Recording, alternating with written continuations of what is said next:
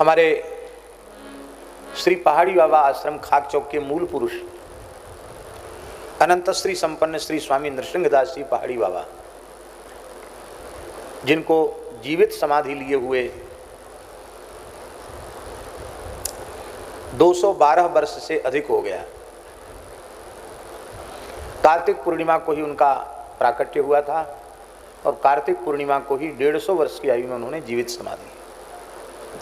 शरीर से ब्रजवासी थे वो, पर हिमालय में केदारनाथ के ऊपर 70 वर्ष से अधिक रहे और 5 वर्ष कैलाश मानसरोवर में रहे वशिष्ठ गुफा में, तो लगभग 75-80 वर्ष तक वो बर्फ में ही रहे, इसलिए उनका नाम पहाड़ी बाबा पड़ गया। जमुनापल्ली पार गांव है, अमरोली गांव के थे वो। सनाट विप्रकुल में जन्म हुआ था। तो जहां वर्तमान समय में खाक चौक के वहां भजन करते थे वो, एक ब्रजवासी ब्राह्मण दाऊ जी के रहने वाले, दाऊ जी गोकुल दाऊ जी के रहने वाले एक ब्राह्मण देवता, उनके कोई संतान नहीं थी। अपने भाई को सारी जमीन जायदाद संभला करके वो पत्नी के सहित वृंदावन में रहकर भजन करते थे। अवस्था भी हो गई थी, 65 साल के हो गए थे। आशा आप संतान की रही नहीं थी। वो बाबा का दर्शन करने आए, श्रद्धा जग गई, बार बार दर्शन करने आने लगे। प्रार्थना की कि महाराज हमें दीक्षा प्रदान करें, मैं आपकी शरण में आया हूँ, मुझे दीक्षा दे दे, वैष्णवी दीक्षा। तो बाबा बोले कि तेरे मन में पुत्र की कामना है, पहले वो कामना पूरी कर तब दीक्षा लेना। कामना से पुनर्जन्म होता है, तेरी कामना पहले समाप्त होनी चाहिए। जा घर चला जा, तेरे पुत्र होगा। बोले महाराज अब तो पुत्र होने की अवस्था ही नहीं है, अब कहां से पुत्र होगा। तो बाबा बोले अब तो वाणी निकल गई। क्या बोले? अब तो वाणी निकल गई। वो ब्रजवासी ब्राह्मण बोले कि यदि पुत्र होगा तो हम आपके ही चरणों में भेंट कर दें। बाबा बोले देखा जाएगा। बालक का जन्म हुआ और 1.5 महीने के बालक को उनके माता पिता लेके आए दाऊ जी से और पहाड़ी बाबा की धूनी पर उनके चरणों में बालक को रख दिया। बोले आपकी वस्तु आपको अर्पित है। बाबा बड़े प्रसन्न हुए, बोले वाह, ब्राह्मण वचन का पक्का निकला। बुढ़ापे की संतान भी, एकमात्र संतान भी भेंट कर दी। वाह, ब्राह्मण बड़ा वचन का पक्का निकला। जा, ये तो मेरा हो गया, इसका नाम आज से लक्ष्मण दास हो गया, ये मेरा हो गया। जब तक थोड़ा सावधान नहीं हो जाए इसका भरण पोषण करो, तेरे 4 बालक और होंगे। बाबा बोले तेरे 4 बालक और होंगे। तो पंडित जी बोले कि महाराज कैसा आशीर्वाद दे रहे हो, ब्रजवासी नाम धरेंगे कि बुढ़ापे में लाइन लग रही है। बाबा बोले अब तो वाणी निकल गई, अब तो वाणी निकल गई, मैंने जो मुंह से कहना था निकल गया, अब वो पक्का पूरा होना ही है। फिर 4 पुत्र उनके और हुए। तो बड़े लक्ष्मणदास जी थे, उनसे छोटे 4 पुत्र थे, उनसे उनका वंश परंपरा चली। और ये तो 5 साल की उम्र में गुरु महाराज की शरण में आ गए। 7 वर्ष की आयु में विरक्त वेश हो गया, फिर जीवन भर ऐसे ही रहे। ये बात हम इसलिए सुना रहे हैं कि ऐसी न जाने कितनी घटनाएं इस देश में हैं जहां सत्पुरुषों ने अपनी वाणी से जो कह दिया सो हो गया। जो न करे लकीर सो करे फकीर। लकीर हैं, इनमें सब कुछ लिखा है, पर समर्थ महापुरुष वे जो चाहें सो कर सकते हैं, ऐसी उनकी अचिंत्य सामर्थ्य है। दूसरा एक श्लोक है, विप्रा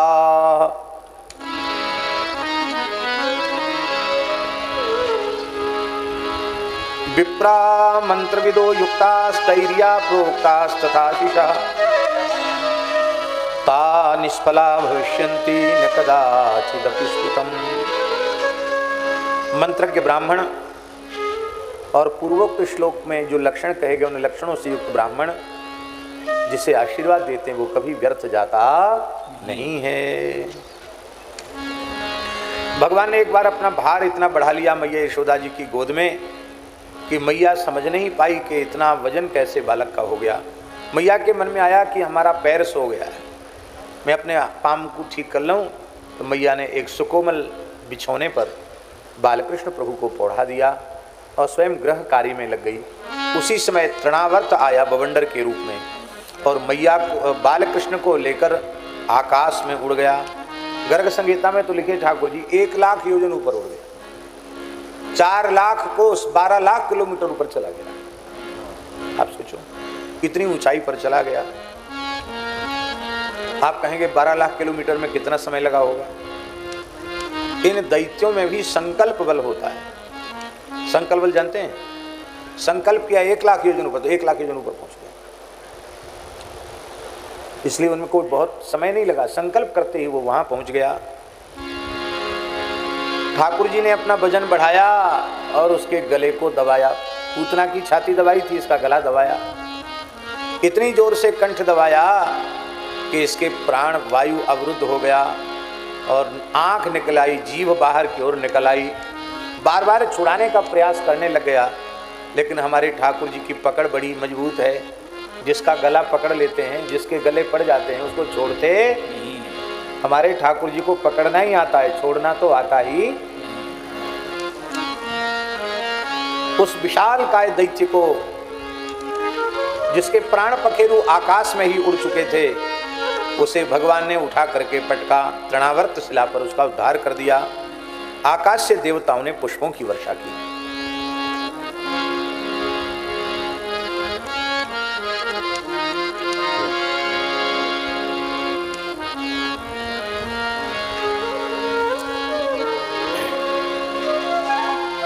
खम्रोदसी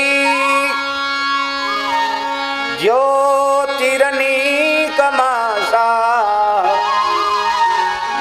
सूर्येन्दुबह्नि श्वसनाम्बुधिश्च दीपान्नगास् तद्दुहित्रीर्वनानि भूतानि याने स्थिर जंगमानी। जैसे ही बालकृष्ण प्रभु ने जमाई लिया, मैया को मुख में ब्रह्मांड का दर्शन करा दिया। आकाश, अंतरिक्ष, ज्योतिर्मंडल, दिशाएं, सूर्य, चंद्रमा, अग्नि, वायु, समुद्र, द्वीप, पर्वत, नदियां, वन, चराचर प्राणी सब भगवान के मुखार बिंद में स्थित हैं। एक बार तो मैया के मन में आया कि ये क्या आश्चर्यजनक घटना है, ये नवजात छोटे से बालक के मुख में ब्रह्मांड कैसे दिखाई पड़ रहा है। मैया को पसीना पसीना हो गया, सारे शरीर में पसीना हो गया। वो सोचने लगी कि मेरे नेत्रों का भ्रम है क्या, ये क्या दिख रहा है। भगवान ने मुख में ब्रह्मांड इसलिए दिखाया कि मैया को चिंता हो रही थी कि बहुत देर से बालक दूध पी रहा है, इसे अपच न हो जाए, अजीर्ण न हो जाए। भगवान ने दिखा दिया कि मैया मैं अकेले तेरे दुग्ध से तृप्त नहीं हो रहा हूं, मैं विश्वात्मा परमात्मा हूं, संपूर्ण ब्रह्मांड मुझ में ही अवस्थित है और मैं केवल स्वयं को तेरे वात्सल्य से तृप्त नहीं कर रहा हूं, संपूर्ण ब्रह्मांड को मैं तेरे वात्सल्य से तृप्त कर रहा हूं। एक भाव, इसलिए तू चिंता मत कर, इतना दूध पी गया बालक को कहीं अजीर्ण न हो जाए। दूसरा भाव यह है कि तेने तो अपने मोहड़े में एक ब्रह्मांड देखो है, मेरे मोहड़े में, मेरे उदर में अरबों खरबों ब्रह्मांड पड़े भाई, यहाँ से वहाँ लुढ़क रहे हैं, रोम रोम प्रति लागे कोटि कोटि ब्रह्मांड, तब तो हमें अजीर्ण नहीं हो रहा, तेरे वात्सल्य में दुग्ध से अजीर्ण कैसे हो जाएगा। इसलिए श्री ठाकुर जी ने मुख में ब्रह्मांड का दर्शन कराया। बोलो बाल कृष्ण लाल की जय। आज बड़े सौभाग्य की बात है कि देवलिया वाले पूज्य श्री महंत श्री जगदीश दास जी महाराज, यही नाम है ना, श्री महंत श्री जगदीश दास जी महाराज और विष्णुदास जी महाराज ये आए हैं, पधारे हैं। ये वैष्णव कुलभूषण हैं। वैष्णव समाज को जैसा इन्होंने जागृत किया है तिलक कंठी के प्रति और सबको ठाकुर जी से, संतों से जोड़ा है, वो अद्भुत है, अनुपम है अपने आप में। श्री रेवासा धाम में परम पूज्य साकेतवासी श्री रेवासा महाराज, वो तो आप पर इतने अधिक प्रसन्न रहते थे कि क्या कहना है। वाह, बड़ी प्रसन्नता हुई। वसुदेव जी की प्रेरणा से श्री गर्गाचार्य जी महाराज नंदब्रज में पधारे हैं। एकांत गोष्ठ में गौशाला में भगवान कृष्ण बलराम का नामकरण संस्कार हुआ। बलराम जी का नाम बल रखा गया, सबको आनंदित करने के कारण इनका नाम राम रखा गया, बलराम यह नाम हुआ। संकर्षण नाम रखा गया। और यशोदानंदन श्री कृष्ण के तो इतने नाम कहे कि इनके इतने नाम इतने रूप हैं कि असंख्य होने के कारण हम उनकी गणना स्वयं भी नहीं कर सकते। बहूनि सन्ति नामानि रूपाणि च सुतस्यते गुणकर्माणुरूपाणि तान्यहं वेद नो जना। हमारे इतने नाम इतने रूप हैं गुण और कर्म के अनुरूप कि तानि अहम वेद, उन नाम रूप को हम तो जानते हैं, गर्गाचार्य जी बोल रहे हैं, पर जितना हम जानते उतना सामान्य लोग नहीं जानते हैं। इसलिए हे नंद बाबा, ये तुम्हारा बालक नारायण के समान गुण वाला है, श्री में, कीर्ति में, प्रभाव में, इसलिए बहुत ध्यान से इनका पालन पोषण करो, इनकी सुरक्षा करो। नामकरण संस्कार करके कृतार्थ होकर के श्री गर्गाचार्य जी चले गए हैं।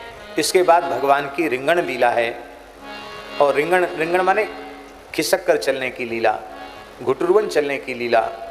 और रिंगण लीला के बाद सुखदेव जी ने माखन चोरी लीला का वर्णन किया है। माखन चोरी लीला सबसे पहले भगवान ने नंद महल में की।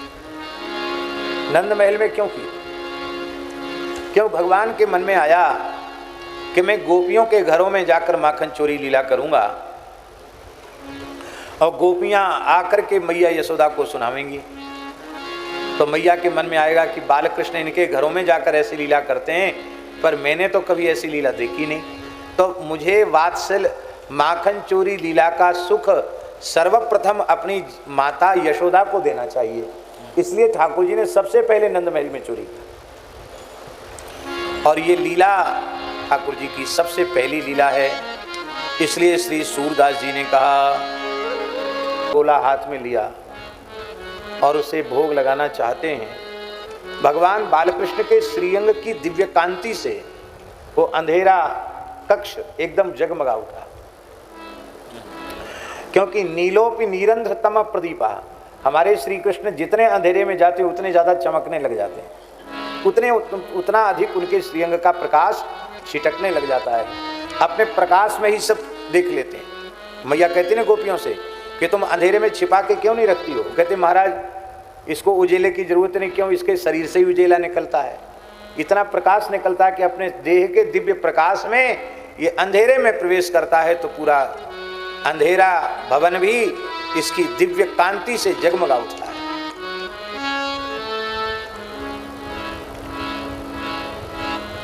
ठाकुर जी के श्रीअंग की कांति से अंतर्ग्रह जगमगा उठा, और ठाकुर जी ने हाथ में माखन का गोला ले रखा है।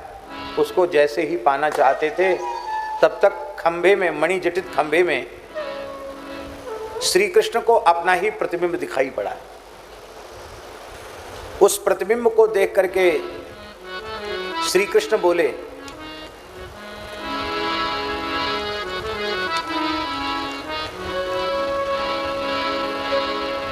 भैया तू मेरी चोरी की बात मैया से मत कहियो। ठाकुर जी बोले, अरे मैया बड़ी चतुर है। मैया ने पहले ही एक कारो कलूटो सो बालक यहाँ ठाड़ो कर रखे है कि मैं कछु करूं तो मैया ते कह देगो। तो ठाकुर जी अपने ही प्रतिबिंब से बोले कि देख लाला, तेरो रंग रूप अवस्था मेरी जैसी ही है, तू मेरो सखाई है, तू हमारी माखन चोरी की बात मैया यशोदा से मत कहियो। क्यों? मैं ये चोरी को माल अकेले नहीं खाऊंगा, तो एक खवाए के खाऊंगा। और तू देख तो सही कितना बढ़िया माखन है, देख के तेरी मुंह में लार आ जाएगी, तेरी जीभ पे पानी आ जाएगा। तो ठाकुर जी ने ऐसे हाथ से छिपा रखा था माखन का गोला, ऐसे दिखाया, तो उनके प्रतिबिंब में, उनका जो छाया पड़ रही थी, उस प्रतिबिंब में भी माखन का गोला दिखाई पड़ा। तो ठाकुर जी हंस के बोले, अरे वाह जी वाह, मैं तो सोच रहे हो कि मैं ही चोर हूँ, पर तू तो मोते पक्को चोर निकस्यो, तेने तो पहले ही एक माखन को गोला अपने हाथ में ले लिया। कोई बात नहीं, चोर चोर मौसेरे भाई, तू मेरी चोरी की बात मैया सो मत कहियो और मैं तेरी चोरी की बात नहीं कहूँगा। अपने प्रतिबिंब से वार्तालाप कर रहे और मैया रोहिणी और यशोदा जी दोनों सुन रही बालकृष्ण की बतरावन को, बातचीत को। मैया तू तो बड़ी बूढ़ी है गई, ऐसा लगे तो आंखन ते कुछ कम दिखे। अरे ते एक बड़ो नंद महल है, तेरी बड़ी लंबी चौड़ी गृहस्थी है, कहाँ कहाँ कहाँ बिगड़ रहे हो है। मैं आज तेरी घर गृहस्थी संभारवे के ताई या अंतर्ग्रह में प्रविष्ट भयो तो मैंने कहा देखो को कारो कलूटो सो छोरा तेरे घर में घुस के चोरी कर रहे हो। माता कएश नवनीत मिदम त्वदीयम, ये तुम्हारे माखन को चोरा कर खाने के लिए बालक कहाँ से आके घुस गया। मद वारणम न मनुते, मैं या बालक को मने करूं कि मेरी मैया कितने श्रम करके माखन निकास है और तू कैसे खाए जाएगा। तो मैं या को डांटूं तो ये मोह डांटे, मैं आंख दिखाऊं तो ये मोह को आंख दिखावे। बताओ, हमारे घर में चोरी कर रहे हो, हम तो आंख दिखाए रहे। मैया आई, हंस के बोली लाल जी को गोद में कि लाला ये काऊ को बालक ना है तब कौन है। तो ये तो तू ही है। बालकृष्ण बोले मैं कैसे है सकूं, मैं तो यहाँ खाड़ो भयो। मैया बोली अच्छा लाला एक बात बता, तू मुझे देख रहा हो कि ना। हाँ मैं तो देख रहे हूँ। और मैं या खंबा में दिख रही हूँ कि नहीं। हाँ मैया दिख तो रही है। बालकृष्ण को गोद में, अब तू मेरी गोद में दिख रहे हो कि ना है। हाँ मैया दिख तो रहे हूँ। तो बता तू मेरी गोद में या मैं कहाँ से आयो। देख लाला जो हमारी और तेरी छाया पड़ रही है ना, ये छाया है, प्रतिबिंब है। जिनके श्वास प्रश्वास से महंत जी वेद प्रकट होता है, वो ठाकुर जी कह रहे हैं अरे मैया प्रतिबिंब कायसों कहे हैं। लो साहब इन्हें प्रतिबिंब का पता नहीं, प्रतिबिंब कायसों कहे। अरे लाला जो छाया पड़े ना वायु को प्रतिबिंब कहे। अच्छा तो ये मेरी छाया है। हाँ तेरी छाया। ठाकुर जी को मैया ले आई। ठाकुर जी सोचे आज तो धोखा हो गया, प्रतिबिंब को ही मैंने बालक मान लिया और मैं अपना मनोरथ सिद्ध नहीं कर सका। कोई बात नहीं, करत करत अभ्यास के जड़मती होत सुजान, दूसरे दिन कोशिश करेंगे। एक दिन ठाकुर जी फिर से महल में प्रविष्ट हुए और आज तो ठाकुर जी ने माखन की मटकी में अपना हाथ घुसा दिया। मैया यशोदा और रोहिणी ने देख लिया। मैया ने आवाज लगाई Krishna quasi Krishna quasi Krishna quasi. Krishna कहाँ हो, कृष्ण कहाँ हो, कृष्ण कहाँ हो। ठाकुर जी नहीं बोले तो मैया बोली किम पितृत्यरो, मेरे बाप बोलो तो सही कहाँ हो। मैया खींच के बोल रही है अरे ओ मेरे बाप बोलो तो सही। भले मैया खींच के करी अरे मेरे बाप, वस्तुता तो भगवान जीव मात्र के बाप ही। तू भीतर घुसो भयो, अंतर्ग्रह में घुसो भयो, तू कहा कर रहे हो है। ठाकुर जी बोले मैया टोके मत, या समय में एक बड़ी गंभीर समस्या के समाधान में लगे हो भयो। मैया बोली समस्या तो बड़ेन पे आवे, तू छोटो सो निरो बालक, तेरे ऊपर कौन सी समस्या आई गई। अरे मैया कछु मत पूछे, तेने जो पद्मराग मणि को कड़ूला धारण करायो है ना, ये सूर्य के किरणन सो प्रतप्त है के उष्ण है गयो, हमारी कलाई में जलन परवे लग गई। काऊ अच्छे गुणी वैद्य ने बताई कि जलन परवे लग जाए तो माखन लगाए लो, ठंडा आ जाए, ठंडक आ जाए। ये बात बिल्कुल सत्य है। आप कहीं जल जाओ और तत्काल ताजा माखन यदि लेप कर दो तो आप बिल्कुल ठीक हो जाओ। जितनी मलहम आती ना जले पर लगाने वाली, वो सब बेकार हैं ताजे मक्खन के सामने। ठंडक भी हो जाएगी और उसमें दाग भी नहीं पड़ेगा। तो मैं माखन से अपने कड़ूलान की जलन शांत कर रहे हूं। मैया हंसने लगी। कृष्ण क्वासि करोसि किम पितरति श्रुत्वैव मातुर्वचा सासंकम नवनीत चौर्य विरतो विश्रभ्यताम अब्रवीत। मातः कंकण पद्मराग महसा पाणिर्ममा तप्यते तेनायम नवनीत भांड विवरे विन्यस्य निर्वापिता।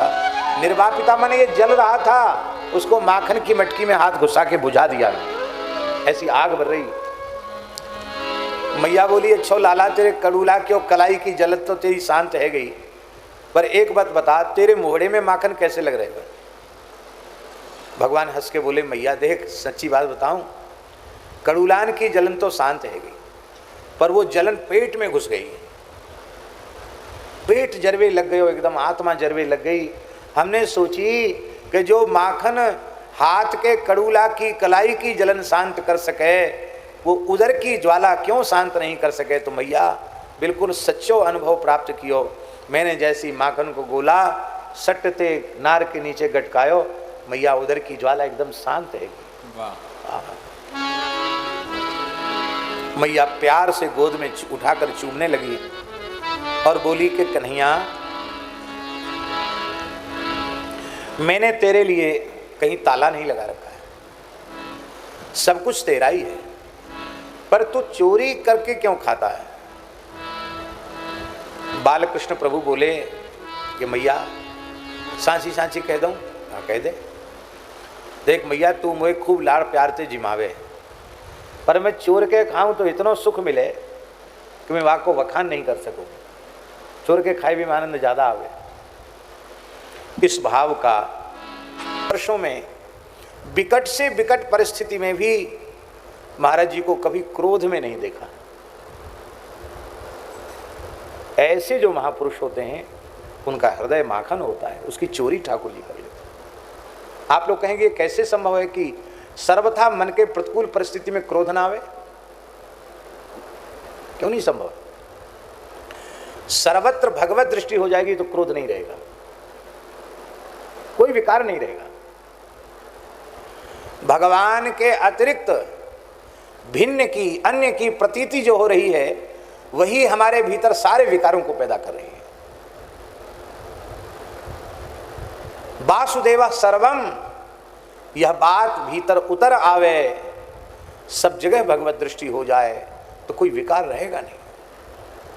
क्योंकि जो प्रतिकूल क्रिया हो रही है उस प्रतिकूल क्रिया को वो भगवान की लीला समझेगा। जो प्रतिकूल करने वाला वो भी भगवान है, तो भगवान लीला कर रहे हैं तो प्रसन्नता होगी, क्रोध क्यों आएगा? संत एकनाथ जी को क्रोध नहीं आता था महंत जी। तो एक म्लेच्छ ने कहा, मुसलमान ने कहा कि मैं उनको क्रोध दिलाऊंगा। श्री एकनाथ जी माघ पूर्णिमा की तिथि थी, माघ पूर्णिमा, और एकनाथ जी गोदावरी स्नान के लिए गए। स्नान करके जैसे ही लौटे उस म्लेच्छ ने उनके मस्तक पर थूक दिया। गुस्सा आएगी कि नहीं आएगी? तो भाई हम नहा धो के आए हैं, ब्राह्मण हैं, वैष्णव हैं, भगवान की सेवा करेंगे, तुमने थूक दिया, फिर नहाना पड़ेगा, फिर जनेऊ बदलना पड़ेगा। आप प्रसन्नता से फिर लौट के गोदावरी चले गए, फिर गोता लगाया, वो फिर आए, फिर थूक दिया, फिर चले गए, फिर आए, फिर थूक दिया। ऐसे ही उसने जब थूक निकलना उसके मुंह से बंद हो गया तो एक बाल्टी पानी भर लिया, मुंह में पानी ऐसे कुल्ला कर दे उनके ऊपर, फिर चले जाएं स्नान करने।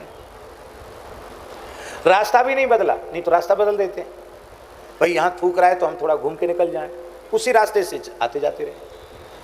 108 बार कुल्ला किया उसने। कितने बार? 108 बार गिनती करके।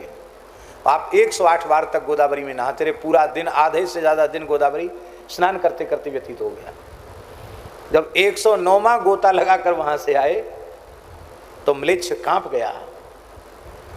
इतना पीछे पड़ने पर भी क्रोध नहीं आया, थर थर कांप गया, अपनी टोपी उतार कर चरणों में रख दी, साष्टांग लौट गया चरणों में, बोला बाबा क्षमा करना, आप तो सच्चे खुदा के बंदे हैं, आप सच्चे फकीर हैं, आपने क्रोध को जीत लिया है, आप मेरे अपराध को क्षमा करें, पता नहीं मुझे किस नरक में जाना पड़ेगा। आपने कहा भैया तेरा क्या अपराध, मेरी तो समझ में नहीं, तू क्यों रो रहा है? आज तुमने कृपा हमारे ऊपर इतनी कर दी कि आज माघी पूर्णिमा को 108 गोता लग गए हमारे गंगा जी में, गोदावरी में, तो तुमने तो हमारा उपकार किया, हमें तुम्हारे प्रति कृतज्ञ होना चाहिए, ना कि हम क्रोध क्यों करें। एक शास्त्री जी, एक ब्राह्मण था, उसकी बेटी ब्याह के योग्य थी, और एकनाथ जी का गांव पैठण, ब्राह्मणों का गांव, आज भी बहुत ब्राह्मण है पैठण में। पैठण अपने समय का ब्राह्मणों का बड़ा प्रसिद्ध गांव था। तो वो बेचारा गरीब ब्राह्मण दूसरे गांव का पैठण आया और ब्राह्मणों से बोला, देखो भाई, आपकी जाति बिरादरी की बात है, मैं भी ब्राह्मण हूँ, आप सब ब्राह्मण हो, भगवान की दया से आप सामर्थ्यवान हो, हम गरीब हैं, हमारी बेटी ब्याह के योग्य है, आप लोग थोड़ा चंदा इकट्ठा कर दो तो हमारी बेटी का ब्याह हो जाएगा। तो पैठण के ब्राह्मण क्या बोले? बोले, तेरी बेटी के ब्याह में जितना धन लगेगा हम सब मिलजुल के दे देंगे, पर एक शर्त है। क्या? एकनाथ जी को गुस्सा दिलाओ, वो क्रोध करेंगे, अब हम लोग देख लें कि उन्होंने क्रोध किया, क्योंकि आज तक मैंने उनको क्रोध करते देखा ही नहीं। हम देख लेंगे तो आपकी बेटी के विवाह की व्यवस्था हो जाएगी। ब्राह्मण बोला, गुस्सा दिलाना तो बाएं हाथ का खेल है, अभी दिलाते हैं गुस्सा। तो श्री एकनाथ जी महाराज अपने मंदिर में ठाकुर जी की सेवा कर रहे थे। आज भी उनका घर है, आज भी मंदिर है, हम दर्शन करके आए।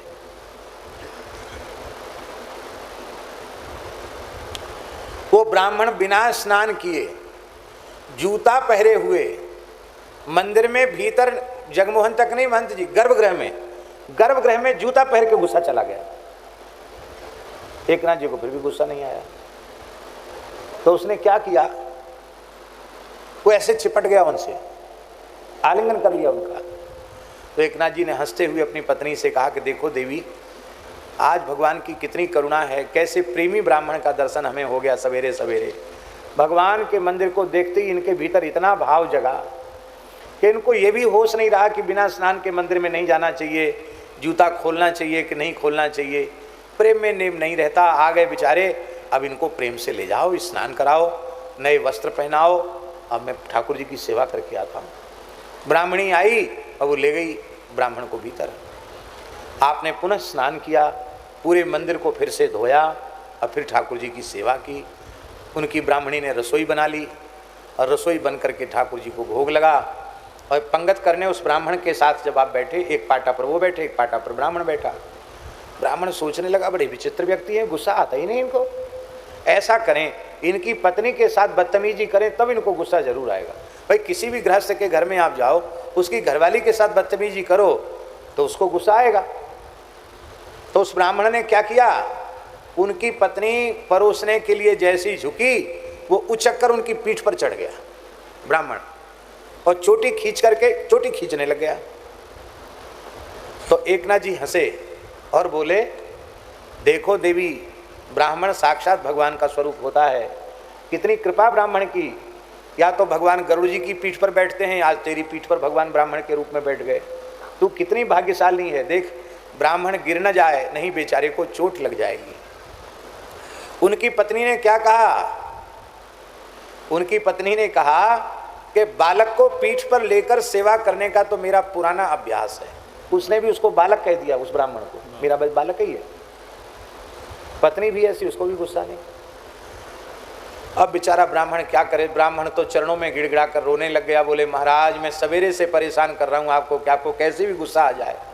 आप कैसे विचित्र, किस मटेरियल से आपका निर्माण हुआ, आपको क्रोध आता ही नहीं।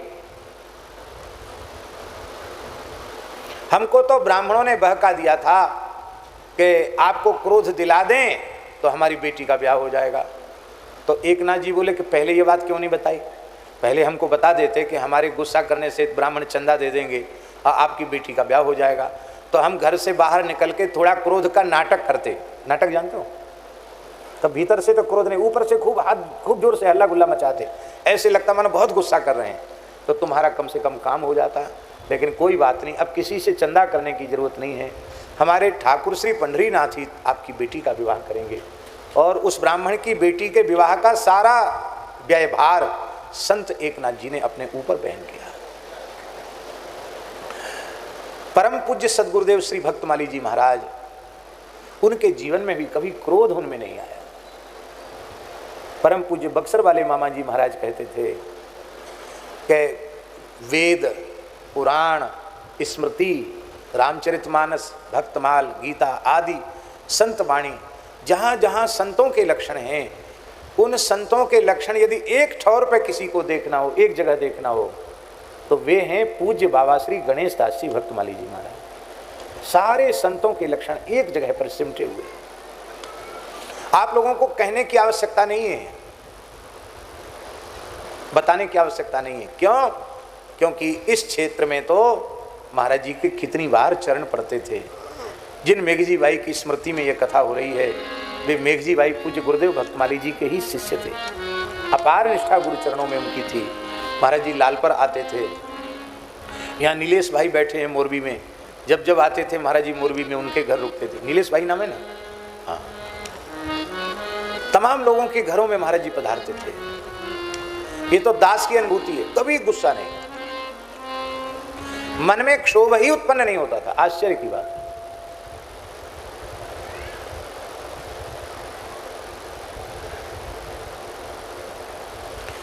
मेरी ऐसी भावना है, आप इस प्रकार के संतों के चरित्र का चिंतन करें, उनके गुणों का चिंतन करें, तो आपका चित्त भी धीरे धीरे वैसा ही बन जाएगा। बस हर परिस्थिति में उनके आदर्श को अपने आंखों के सामने रखें। बस क्या हमें क्रोध नहीं आता?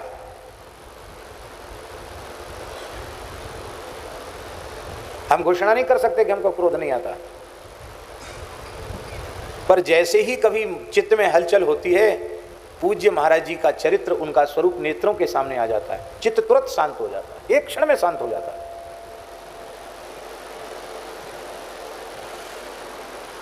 मेरा आग्रह है, इस युग में भी ऐसे संत हो सकते हैं, ऐसा समझने के लिए आप पूज्य गुरुदेव भक्तमाली जी का जीवन चरित्र जो दास ने लिखा है, सद्गुरु चरितामृतम, एक बार अवश्य पढ़ें। आप लोगों ने नहीं पढ़ा है? आधा चरित्र पढ़ा है, आधा। क्या? आधा पढ़ लिया है। अरे आधा पूरा नहीं, रोज पढ़ने वाली चीज है। जैसे नित्य पाठ पूजा करते हैं, ऐसे ही रोज ऐसे महापुरुष का चरित्र पढ़ना चाहिए, तब ना चित्त पर प्रभाव होगा कि आधा पढ़ा और चौथाई पढ़ा से थोड़ी। परमार्थ के पत्र पुष्प और सद्गुरु चरितामृतम, ये दो ग्रंथ अनुपम ग्रंथ हैं। परमार्थ के पत्र पुष्प वह ग्रंथ है जो जिज्ञासुओं को महाराज जी पत्र का उत्तर देते थे, और उसमें सबसे ज़्यादा पत्र गुजरात में महाराज जी के आते थे। गुजरात के क्यों? यहाँ के लोग ध्रांगध्रा, सुरेंद्रनगर, राजकोट और मोरबी, लालपर, मालनियाद, हलवद, जहाँ जहाँ महाराज जी कृपा करके पधारते थे, सब जगह सत्संग होता, और सबको पत्र के द्वारा महाराज जी सत्संग प्रदान करते थे। तो उनका वर्गीकरण करके पूज्य बाबा श्री नवेली शरण जी ने उसको अलग अलग, गुरु महिमा अलग, धाम महिमा अलग, नाम महिमा अलग, संसार में कैसे रहें ये अलग, सब वर्गीकरण करके उसको प्रकाशित किया है परमार्थ के पत्र पुष्प के नाम से। माख न, माख माने क्रोध, न माने नहीं। और ऐसे संतों के साथ भगवान लीला करते हैं। ठाकुर जी महाराज जी गोवर्धन में विराज रहे थे। माखन चोरी तो सब सुनते ही सुनाते हैं। हम नंद महल के ठाकुर जी की लड्डू चोरी लीला सुना रहे हैं आपको। महाराज जी गोवर्धन में विराजते थे लक्ष्मण मंदिर में, और महाराज जी के अभिन्न सहचर थे श्री हरिराम बाबा और चित्रकूट वाले पुजारी श्री रामचंद्र दास जी महाराज, और एक आगरा के भक्त थे, उनका नाम था भगवान दास खलीफा। गृहस्थ थे वो, भगवान दास नाम था, बल्लभकुली थे, और लोग उनको खलीफा गुरु कहते थे। अब वो दाऊ जी का प्रसाद रोज लेते थे। दाऊ जी जानते? दाऊ जी का प्रसाद भांग घोट के ठंडाई रोज पीते थे वो 12 मास। और बूढ़े हो गए थे तो आते महाराज जी के पास, तो महाराज जी उनके लिए घोटते थे। महाराज जी नहीं लेते, पर महाराज जी उनके लिए घोट के तैयार करके देते थे। ब्रजवासी थे, बद्रीनाथ गए भगवान दास खलीफा, तो उनके इष्ट मित्रों ने कहा, अरे गुरु कछु मांग लो बद्रीनाथ भगवान पे। अरे बोले भाई बद्रीनाथ बाबा तेरी दया से काऊ बात की कमी ना है, बस हम तो एक ही चीज़ मांगे, छंती घुटती रहे बस। ऐसे थे वो प्रेमी, अच्छे थे, निर्मल हृदय के थे। तो उन्होंने कही कि महाराज जी चलें, हम लोग बरसाना चलें राधा बाग, वहीं दाल बाटी चूरमा बनेगी और वहीं राधा बाग में नहाएंगे धोएंगे और फिर श्री जी का दर्शन करेंगे। कहा ठीक है। तो गिरिराज जी से पैदल चले, राधा बाग आए, भोर में चले गए, बहुत भोर में अंधेरे में निकल गए, पैदल चल के वहाँ आ गए और आकर के स्नान ध्यान किया। सामग्री सब लेके आए थे अपने साथ ही, घी और दाल बाटी चूरमा का सारा सामान लेके आए थे। स्नान ध्यान करके वहीं देसी चूरमा के लड्डू, देसी चूरमा जानते हैं, उनको बाटी को सिद्ध करके फिर उसको विभूति झाड़ के उसको तोड़ के उसको मसल के उसमें घी और गुड़ मिला देते हैं, तो वो देसी चूरमा का लड्डू होता है। एक कढ़ाई वाला होता है, कढ़ाई वाला अलग होता है और ये देसी होता है। तो देसी चूरमा के लड़ुआ और बाटी घी में डूबी हुई और बढ़िया गाढ़ी गाढ़ी दाल, ये सब बन के तैयार हुई। हरे राम बाबा तो भजन कर रहे और भगवान दास खलीफा वो तो बेचारे गृहस्थ आदमी थे, तो वो रसोई में काम कर नहीं सकते थे, वो अलग थे। और महाराज जी रसोई बना रहे और पुजारी जी पाठ कर रहे, थोड़ा सहयोग करा के वो अपने पाठ पूजा में लगे। महाराज जी का तो हमेशा से यही सेवा ही उनका स्वभाव था। मानसिक चिंतन बन रहा था, बहुत ध्यान से सुने। उसी समय ठाकुर जी साक्षात कृष्ण बलराम आए, छद्मवेश में नहीं, प्रत्यक्ष कृष्ण बलराम नंदगाम की ओर से दौड़े हुए आए और आकर के ठाकुर जी ने एक देसी चूरमा का लड़ुआ इस हाथ में, एक लड़ुआ इस हाथ में, दो लड़ुआ श्री कृष्ण ने और दो लड़ुआ दाऊ जी ने लेके ठाकुर जी उठाए, उठा के ठाकुर जी फिर भागे नंद महल की ओर, नंदगाम की ओर। और महाराज जी भावाविष्ट हुए। महाराज जी के शरीर पर केवल एक लंगोटी थी और कोई वस्त्र नहीं था शरीर पर, सिर पर एक गमछा बांधे हुए थे। उसी स्थिति में महाराज जी ठाकुर जी के पीछे भागे। कहाँ है राधा बाग और कहाँ है नंदगाम? कम से कम 8-10 किलोमीटर दूर तो होगा हैं? लगातार उतनी दूर तक महाराज जी दौड़ते चले गए और पीछे से पुजारी जी रामचंद्र दास जी महाराज और हरे राम बाबा और भगवान दास भगत, ये सब सामान उठा के पीछे पीछे लोग चल दौड़ रहे हैं। महाराज जी को क्या हो गया, क्यों दौड़ रहे हैं उधर? दौड़ते दौड़ते महाराज जी सीधे नंद महल ऊपर चले गए और जैसी नंद महल में जाकर के ठाकुर जी को साष्टांग करके महाराज जी तो भावावेश में मूर्छित हो गए और ये लोग बैठ गए, समझ गए कि कोई ना कोई ठाकुर जी की विशेष लीला हुई है। आप सब जानते हैं मोहनदास जी, नंद महल में, नंदगांव का जो मंदिर है नंद बाबा का नंद महल, उसमें बाहर की वस्तु भोग नहीं धराई जाती है। ठाकुर जी की रसोई में जो वस्तु सिद्ध होती है, गोसाई स्वयं बनाते हैं, वही ठाकुर जी को भोग धराई जाती है। लेकिन जैसे ही ठाकुर जी पर्दा खुला तो क्या देखते हैं, ठाकुर जी के सामने चांदी के थाल में वही लड्डू जो महाराज जी ने बनाए थे, 4 लड्डुआ थाल में रखे, इतने बड़े बड़े। अब उन लड्डुओं को और जो बाल्टी में लड्डुआ थे उनको देख के पक्का हो गया कि ये लड्डुआ वहाँ है। इसका मतलब ठाकुर जी लड्डुआ लेके भागे और ठाकुर जी उसमें पाए हुए का चिन्ह भी था कि ठाकुर जी ने इनमें से पाया है। आश्चर्य है भगवान की लीला। मंदिर के गुसाई के मन में ये नहीं आया कि ये लड़ुआ हमने तो बनाए नहीं, ये आए यहाँ कहाँ थे। वो प्रसन्न होकर उन्होंने लड़ुआ थोड़े थोड़े करके महाराज जी को, जो महाराज जी के परिकर था, सबको प्रसाद रूप में दे दिया। इसके बाद पावन सरोवर पर आए और पावन सरोवर में आके एक बार पुनः स्नान किया। फिर जो साथ में दाल बाटी चूरमा लड़ुआ लेके आए वो प्रेम से पाए, कुछ ब्रजवासी आए उन्हें भी पाए। बाद में जब श्री पुजारी जी ने बहुत आग्रह पूर्वक पूछा तो महाराज जी ने संकेत में बताया कि ठाकुर कृष्ण बलराम लड़ुआ लेने के लिए आए थे। देखो तो अब समझ में आई बात कि महाराज जी के जैसा चित्त हो, जब क्रोध ना आता हो, तो ठाकुर जी इस कलिकाल में भी माखन चोरी क्या, लड़ुआ चोरी के लिए तैयार खड़े हैं।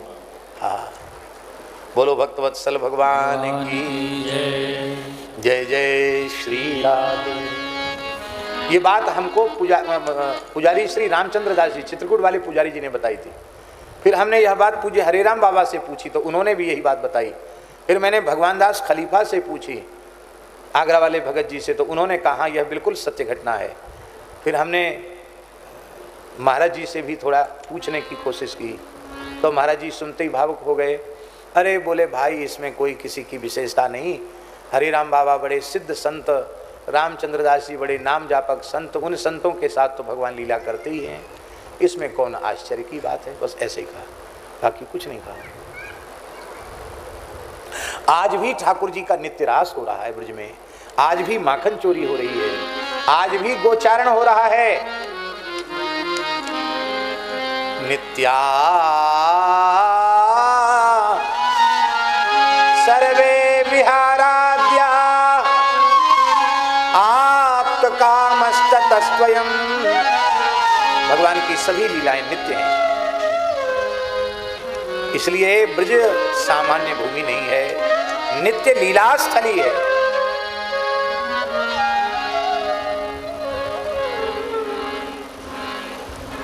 और महाराज जी, उपासना में इतनी सामर्थ्य है कि उपासक उपासना के बल से जहां चाहे वहां धाम को प्रकट कर सकता है और जहां चाहे वहां लीला को प्रकट कर सकता है। श्री ईश्वरदास जी महाराज ने जो चारण कुल में उत्पन्न हुए थे, जो लीलाएं अयोध्या वृंदावन में हो रही हैं, उन लीलाओं को इसी भूमि में रहकर उन्होंने प्रत्यक्ष अनुभव किया, ये नाम निष्ठा के बल से। भक्तराज नरसिंह मेहता ने वृंदावन की लीला, ब्रज की लीला, उनका यही अनुभव किया। कहाँ? जूनागढ़ में रहकर अनुभव किया। किसके बल से? नाम के बल से। भक्तिमती मीराबाई वृंदावन में तो बहुत पीछे आई, उसके पहले बाल्यकाल में ही वृंदावन का अनुभव, यमुना जी का अनुभव, गिरिराज जी का अनुभव, संपूर्ण ब्रजलीला का अनुभव मीराबाई ने मेड़ते में रहकर ही कर लिया। ये किसके बल से? नाम के बल से। भैया नाम नाम राम राम करोगे तो दुनिया के किसी कोने में रहोगे, वहीं आपको सब कुछ मिल जाएगा। नाम ही सर्वोपरि।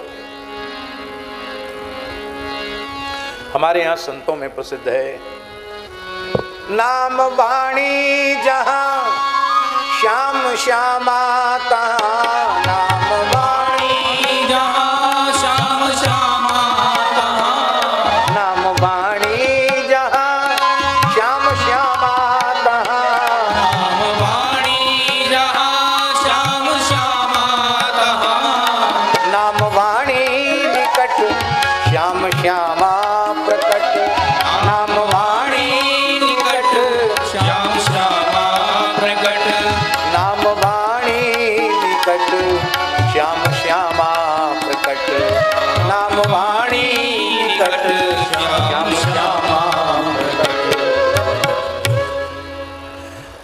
वृंदावन में एक माता जी थी, वैश्य कुल की थी, मारवाड़ी समाज से थी, बहुत लंबे समय से वृंदावन वास करती थी। अब संभवतः उनका शरीर नहीं है।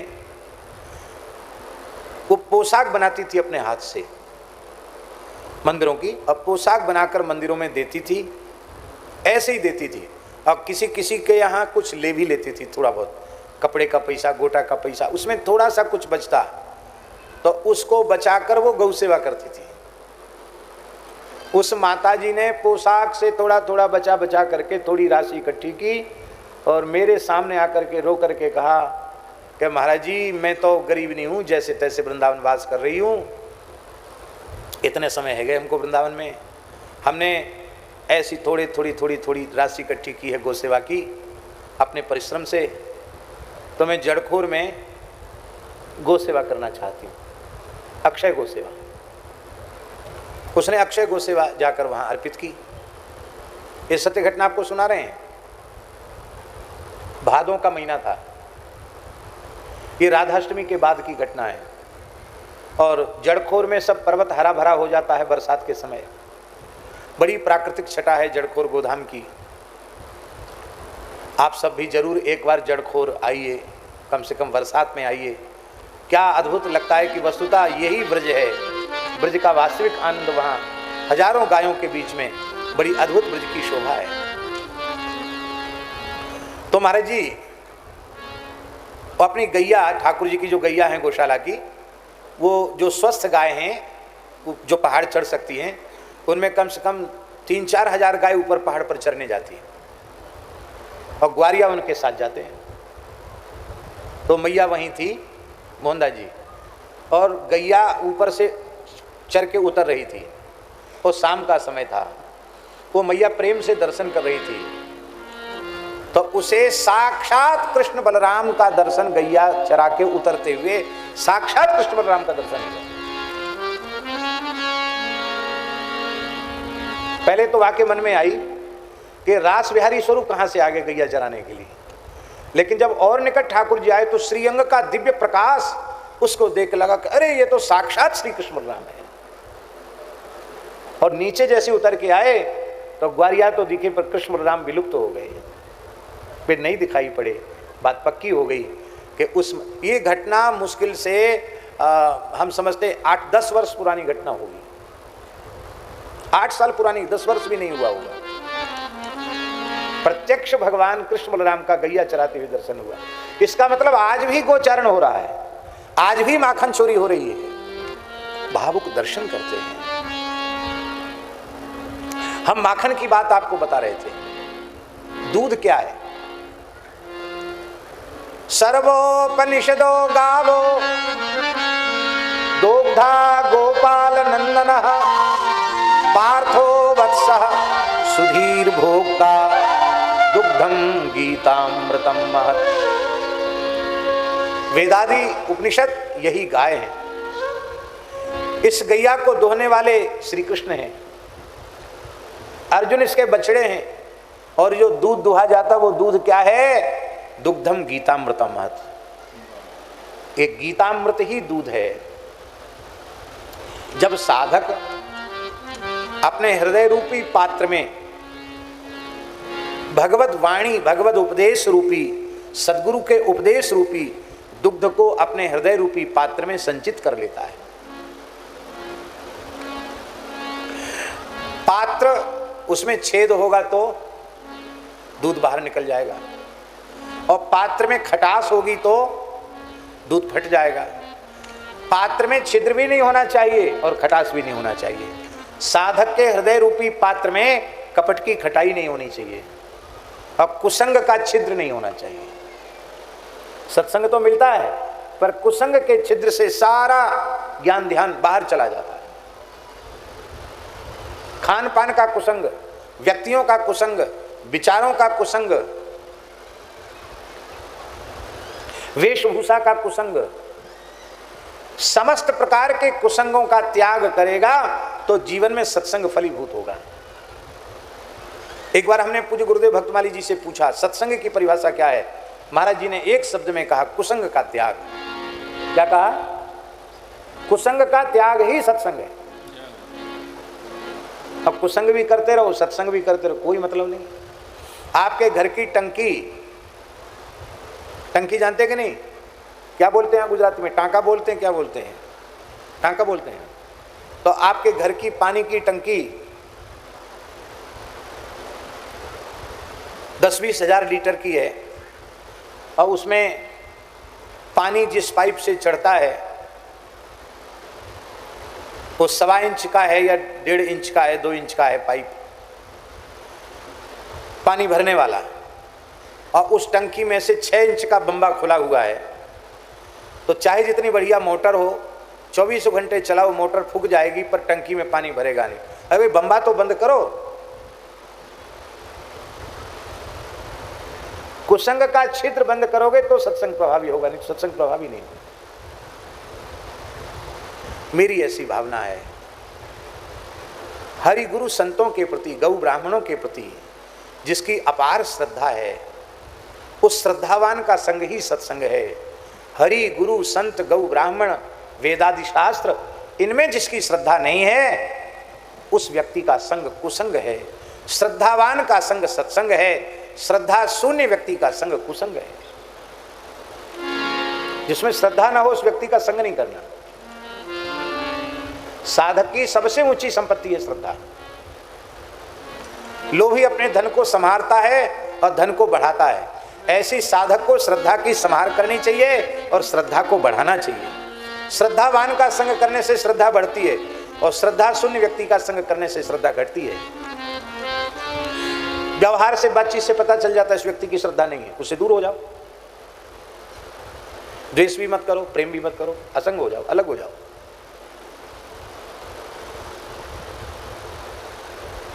अब दूध तो आपने हृदय रूपी पात्र में भर लिया, ज्ञान रूपी दुग्ध। अब उसको ओटाना है। ओटाया कैसे जाएगा? अग्नि पर। अग्नि क्या है ठाकुर जी? ज्ञान का फल है भगवत दर्शन की व्याकुलता। ये गीता भागवत रामायण का ज्ञान जो हम लोग इसका आश्रय लेते हैं, इसका फल क्या है? भगवान के दर्शन की व्याकुलता भीतर से जग जाए। इसी को कहते विरहाग्नि, विरह की अग्नि। विरह की अग्नि में इसको तपाना है, ज्ञान रूपी दुग्ध को औटा करके इसका जलांश जला देना है। फिर समता में इसको सिरा लेना है, थोड़ा ठंडा कर लेना है। गर्म में जामन नहीं पड़ेगा, जामन देने योग्य जब हो जाएगा तब उसमें जामन पड़ेगा। जामन तो जानते हैं ना आप लोग, गुजराती लोग की नहीं। अरे दूध को जमाने के लिए जो थोड़ा सा दही छाछ डाला जाता है उसको क्या बोलते हैं? जामन बोलते हैं। और कुछ बोलते हैं, लेकिन आप लोग समझ तो गए। तो जामन कितना होता है हिरण भाई बताओ? मान लो 5 किलो दूध को जमाना है तो कितना किलो जामन होगा? ऐसा तो नहीं कि 5 किलो दूध को जमाने के लिए 1 किलो जामन की जरूरत पड़े। इतना सा 1 चम्मच, 1 चम्मच 1 तोला। ठाकुर जी 1 तोला दही भी पर्याप्त है 5 किलो दूध को जमाने के लिए। इसका मतलब जामन अधिक नहीं होता, जामन थोड़ा होता है। ये ज्ञान रूपी दुग्ध जो विरह की अग्नि में तपाया है और समता की बुद्धि में इसको सिराया है, थोड़ा ठंडा किया है। हड़बड़ी नहीं करना, धैर्य रखना भगवत प्राप्ति के लिए। दर्शन क्या, धैर्य रहना चाहिए। ये धैर्य ही समता है, इसमें इसको थोड़ा ठंडा करना है। फिर जामन कौन डालेगा? जामन डालेगी गोपी। माताएं ही जामन डालती हैं, दही जमाती है। ये गोपी कौन है? ये संत सद्गुरु देव ही गोपी हैं। गोभी ही पिबति कृष्ण रसम। अपनी इंद्रियों से निरंतर भगवत रस का पान करने वाले रसिक संत सद्गुरु यही गोपी हैं। इनकी शरण में जाएगा कि प्रभु अब तो